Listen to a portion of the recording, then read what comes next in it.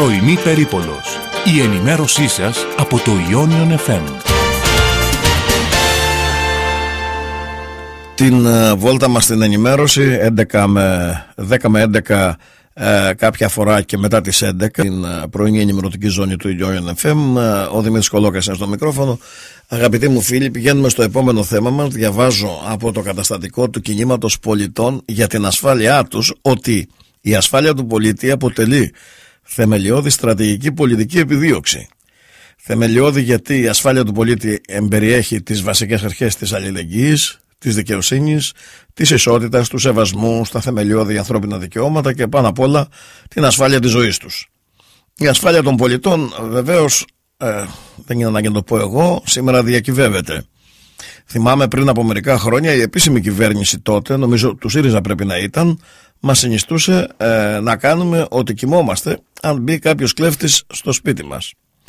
Έχουμε καλέσει τον πρώην υπαρχιβουλευτή, τον κύριο Γιώργο Νταβρή, στο τηλέφωνο για να μιλήσουμε για την ανασφάλεια των πολιτών, η οποία έτσι ξεχύλισε το ποτήρι ουσιαστικά από αυτό που συνέβη, το οποίο είναι κωμικοτραγικό δηλαδή αυτό το οποίο συνέβη στην Αθήνα με την δολοφονία της κοπέλας 28χρονης.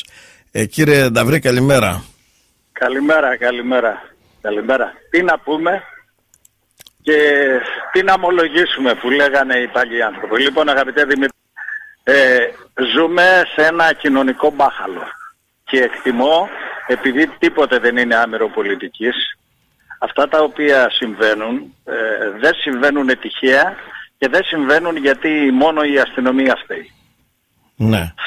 Φταίμε όλοι, κυρίως όμως φταίει αυτή τη στιγμή ο κύριος Πρωθυπουργός, ο κύριος Χρυσοχοΐδης και οι προηγούμενοι κύριοι Χρυσοχοΐδηδες. Και γιατί το λέω αυτό? Στις 25 Μαρτίου πήρα προσωπικά, εγώ για το καταθέτω αυτό, όπως το έχω καταθέσει και σε ραδιόφωνα της Πάτρας. Πήρα το 100, έχω μάλιστα κρατήσει και βίντεο για τη λάγα και τη συνομιλία μου, δεν το φωνήσει. Και είπα ότι χτυπάει ο συναγερμός στην βιομηχανία Λουξ και επειδή ανησύχησα για πυρκαγιά ή για οτιδήποτε και επειδή χτύπαγε για πάρα πολλή ώρα, σκεφτόμενος ότι μια τέτοια βιομηχανία θα έχει ένα προσωπικό ασφαλείας, 100 έκανε αυτό που ακούσαμε στο ηχητικό που το πήρε και πώς το πήρε ο Ευαγγελάτος δεν ξέρω να πούμε. Σε χρόνο ντετέ. Έτσι. Τι έκανε ο Ευαγγελάτος, δεν τον παρακολουθώ. Βέβαια, το άκουγα το πρωί, άκουσα τον κύριο Ξανάλατο, λέει αυτό ήταν το αυθεντικό που πήραν, είχε όλο το διάλογο που έπαιρνε η κοπέλα και... αυτό έχει κυκλοφορήσει, ναι, εντάξει, έχει κυκλοφορήσει αυτό.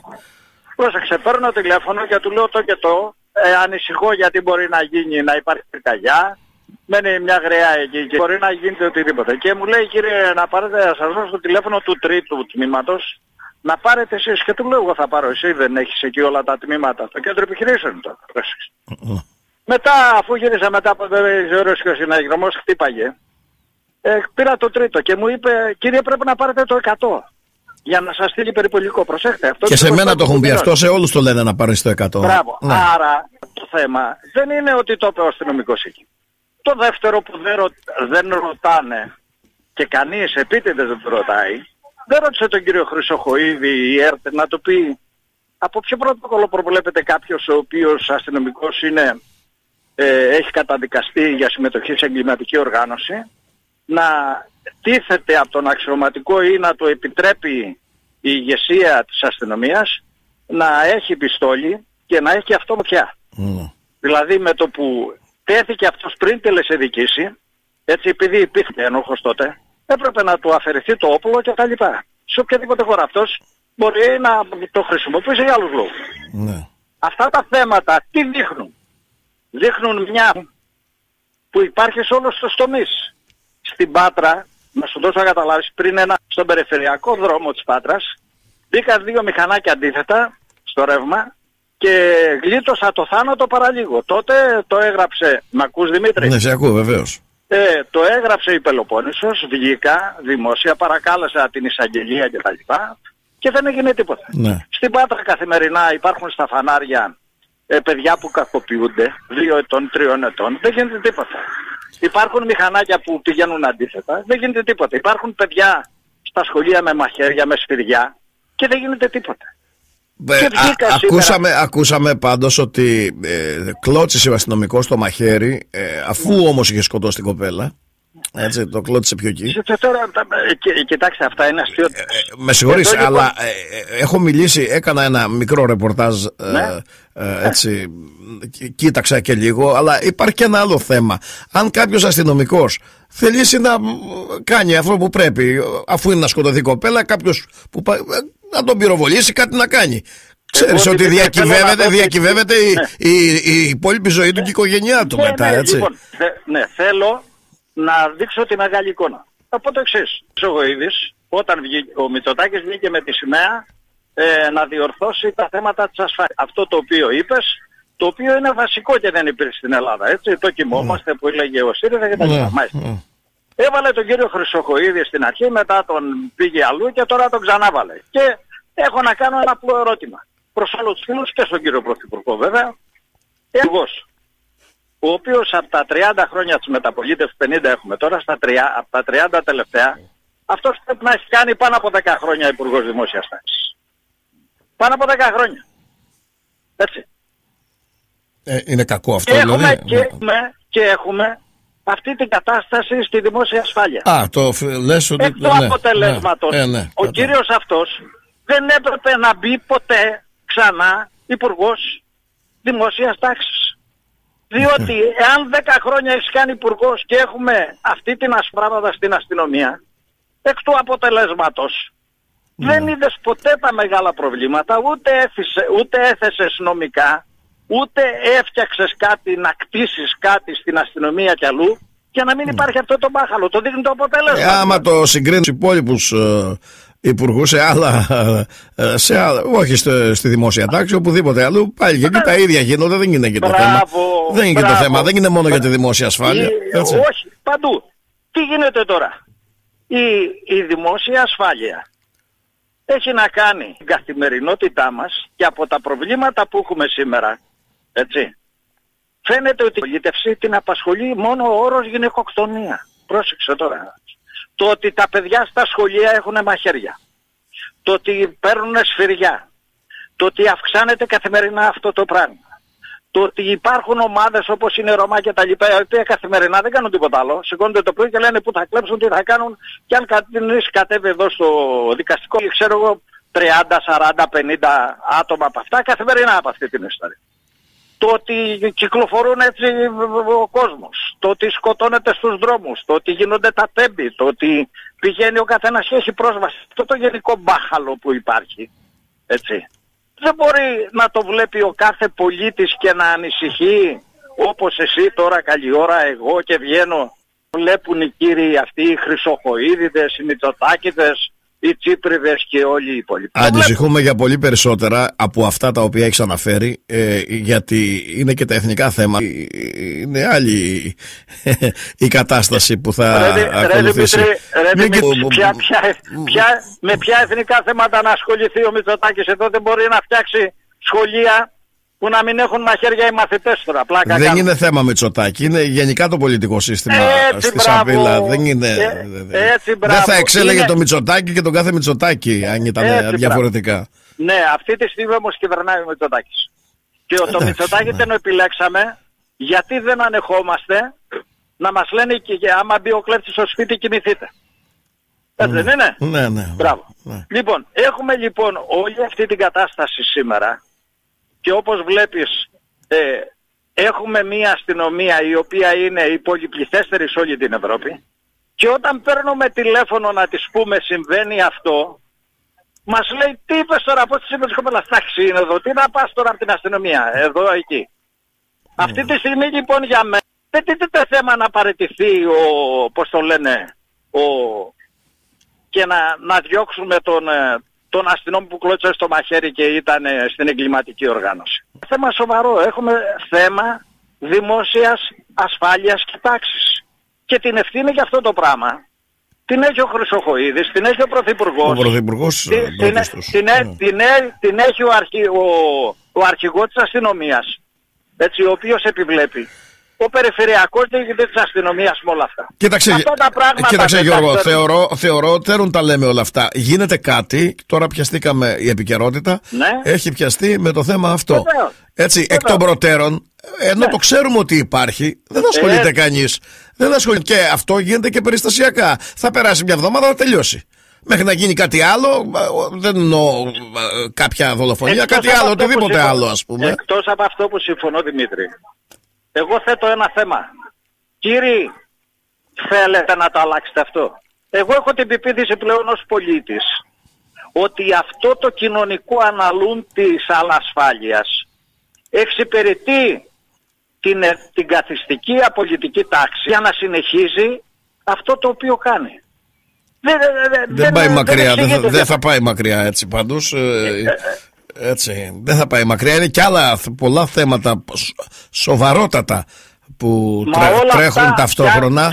Μερικά προσανατολίζουν ορισμένα θέματα και εκείνη την ώρα που προσανατολιζόμαστε περνάνε διάφορους νόμους. Το έλεγα στο ξεκίνημα της εκπομπής. Το ένα πράγμα χτίζει τ' άλλο ουσιαστικά. Προς το κακό. Προς το κακό. Δημήτρη, έχει διαλυθεί η κοινωνία, δεν μιλάμε για νόμους. Τι να το κάνεις? Δηλαδή αν ο Μητσοτάκης, ας πούμε, βγάλει ένα νόμο για την ακρίβεια, θα σταματήσει η ακρίβεια? Αφού συνεχίζει και κλέβει ο άλλος. Όχι, βγάζουν νόμους για να σου παίρνουν τα σπίτια όμως. Βγάζουν νόμους για να μην σε αφήνουν ήσυχο. Έτσι. Αυτή είναι η νόμη, αυτή είναι η παραγωγή των νόμων. Γίνονται ενέργειες που και το έλεγα στην αρχή της εκπομπής, από την εποχή του χρηματιστηρίου. Πόσα χρήματα, ποτάμια χρημάτων άλλαξαν χέρια από τους πολλούς, τους μερολίγους, με τον Πρωθυπουργό τότε να λέει μπείτε στο χρηματιστήριο που ήταν 5.500 μονάδες, πόσο ήταν, δεν θυμάμαι. Έλεγε θα πάει 7 τότε. Κορόιδευε τον κόσμο. Και έγινε αυτό το οποίο έγινε. Ποιο είναι, Δημήτρη? Έκτοτε συνεχίζει αυτή η πτώση. Συμπέρασμα γενικό. Η καθιστική ατάξη, είτε λέγεται Νέα Δημοκρατία, Μητσοτάκης, Μαξία. Χαίρομαι που συμφωνούμε σε αυτό. Έτσι. Ή λέγεται ΣΥΡΙΖΑ κτλ. Γιατί η γενοκτονία, άμα κάνουν την γενοκτονία θα σταματήσουν τα παιδιά στο σχολείο ή να σκοτώνονται οι τύποι αυτοί? Θα σταματήσει ο αστυνόμος, δηλαδή δεν είναι ταξί? Εδώ λοιπόν το ένα χέρι νύβει τ' άλλο. Δηλαδή, άκουσα σήμερα και την κυρία Ζαχαράκη, άκουγα τα πρωινάδικα όλα και τρελαίνομαι. Δηλαδή, ρωτάω ως πολίτης. Ως πολίτης. Ναι. Δεν μου λες, κύριε Εισαγγελέα, είσαι δημόσιος λειτουργός. Το έχουμε πει να εφαρμόσεις τη δικαιοσύνη. Ναι. Γιατί πήγες μετά από ένα χρόνο να ψάξεις τα αρχεία? Ναι. Πρόσεξε. Ο Ευαγγελάτος, πρόσεξε τώρα, βρήκε χτες σε μια ώρα το απόρριτο του 100. Ο εισαγγελέας καλά το ξέρει και ο τελευταίος. Δεν πήγε να πάρει το ηχητικό. Μάλιστα. Ο κύριος Φλωρίδης λοιπόν, ο οποίος είναι υπουργός και το ξέρει ο κύριος Μητσοτάκης, δεν έπρεπε να ασκήσει πειθαρχικό έλεγχο και να πει έλα εδώ κύριε εισαγγελέα. Εάν δεν το ξέρεις αυτό, πώς παραμένεις σε γαστή? Δηλαδή, προσέξτε τώρα, αυτή η καθυστέρηση του εισαγγελέα είναι πολλαπλώστερη από αυτό που είπε ο αστυνομικός, δεν είναι ταξί. Το αντιλαμβανόμαστε αυτό. Έτσι δεν είναι, αγαπητέ Δημήτρη?